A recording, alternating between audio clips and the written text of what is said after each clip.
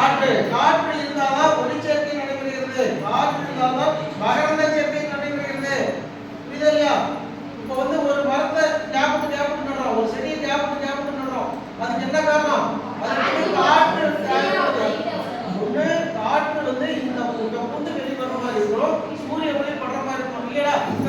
அடுத்து கேட்கிறதா இருக்கிறோம். இதுல என்ன நம்ம தெரிஞ்சுக்கிறோம்? கேட்கிறதா இருக்கிறோம். இதுல நம்ம என்ன தெரிஞ்சுக்கிறோம்? இது வந்து இயற்கை. அப்புறம் வந்து இது வந்து என்ன தெரியுமா?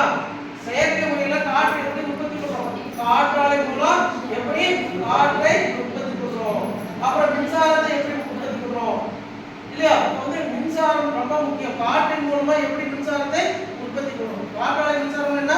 காற்றின் மூலம் எப்படி இப்போ வந்து ரூம்ல வந்து ஃபேன் வந்து எதுக்காக பயன்படுது? காற்றை உற்பத்தி பண்றதுக்காக. அதே மாதிரி இங்க வந்து மின்சாரத்தை உற்பத்தி பண்றதுக்காக காற்றாலை யூஸ் பண்றோம் இல்லையா? காற்றாலை மின்சாரம், அப்புறம் சூரிய ஒளி மின்சாரம், இந்த மாதிரி பல வகையான நம்ம மின்சாரத்தை தயாரிக்கிறதுனால இந்த அளவுக்கு நம்ம இந்த ஃபேன் ஓடுது, நம்ம எல்லாமே பயன்படுத்திக்கிறோம். இப்ப மின்சாரத்தினுடைய பயன் என்ன? மின்சாரத்தினுடைய பயன்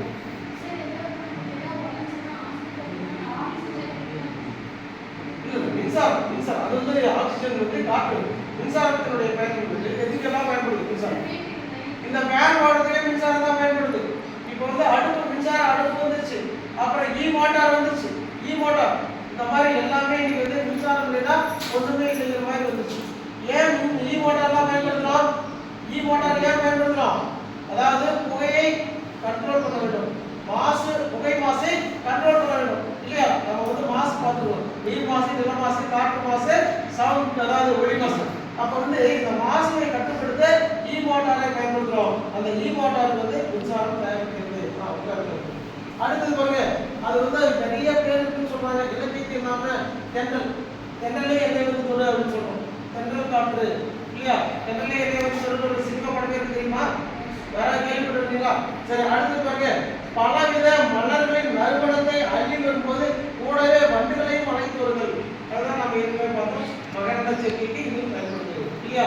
இந்த மாதிரி நிறைய விஷயங்கள் வந்து இந்த ஐம்பூதங்கள் நமக்கு சப்போர்ட்டா இருக்கு. அதை நம்ம வந்து இன்னும் கொஞ்சம் டீப்பா தெரிஞ்சுக்கணும்.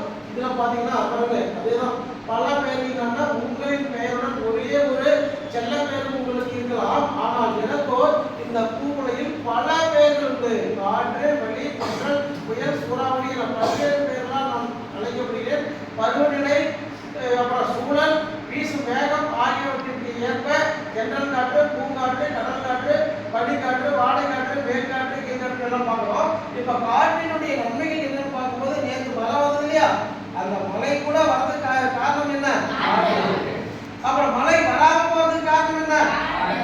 மழை வர்ற மாதிரி இருந்ததுங்க, அந்த ஒரு காற்று வந்ததுங்க, அப்படியே அப்படின்னு மழை வர மாதிரியே இல்லைங்க. திடீர்னு ஒரு காற்று வந்தது, அப்படியே மேலே தள்ளிட்டு மழை கொண்டு கொட்டிட்டு இருக்கணும். அப்ப காற்றினுடைய பயன்கள் தெரிஞ்சுக்கிறோம்.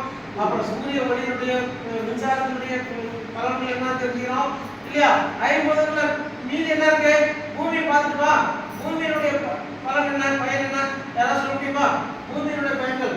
சரி, அதையும் நம்ம தெரிஞ்சுக்கணும். அடுத்து பாருங்க, இதுல பாருங்க என்ன சொல்லணும்னா, 4 திசைகளிலும் நான் அப்படின்னு சொல்லிக்கிறாங்க. கிழக்கு என்பதற்கு குணக்கு நம்ம பேர் உண்டு. இப்ப வட இலக்கு பருவமழை, அப்புறம் தென்மேற்கு பருவமழை நம்ம பார்த்தவா. இப்ப வந்து சீசன் என்ன? தென்மேற்கு பருவமழைக்கான சீசன். நமக்கு வட இலக்கு பருவமழை ஆரம்பிக்கும் போது தான் புயலாம் வரும், புயலும் வரும். அப்பதான் நமக்கு நிறைய லீவே இருக்கும். பசங்களுக்கு என்ன தேவை? லீவு தான் தேவை. கண்டிப்பா எதுக்காக லீவு வேணுங்கிறோம்? இங்க வந்து 4 சவரங்களை கட்டி போட்ட வச்சு மாதிரி கட்டிருக்காங்க. நாம லீவ் விட்டா கொஞ்சம் ஜாலியா இருக்கும் இல்லையா? அப்ப வந்து இந்த வடகிழக்கு பருவமழை தான் நமக்கு வந்து நிறைய லீவு வாங்கி தருது.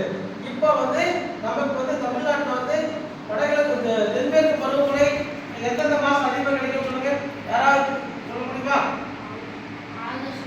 ஆகஸ்ட், செப்டம்பர், அக்டோபர், இந்த 3 மாசமா? தமிழ்ல சொல்ல போனா அதாவது ஆடி, ஆவணி, புரட்டாசி சொல்லலாம். ஆனா தமிழ்நாட்டுல வந்து அதிகமா மழை கிடைக்கிற மாசம் 2 மாசம் தான், ஆவணி, புரட்டாசி. ஓகேவா? ஆவணி, புரட்டாசியில நமக்கு மழை பெய்ஞ்சதான் கேரண்டி. இல்லைன்னா கேரண்டி கிடையாது. வடகிழக்கு பருவமழை வந்து புயல் போன மட்டும்தான் வரும். புரியுதா இல்லையா?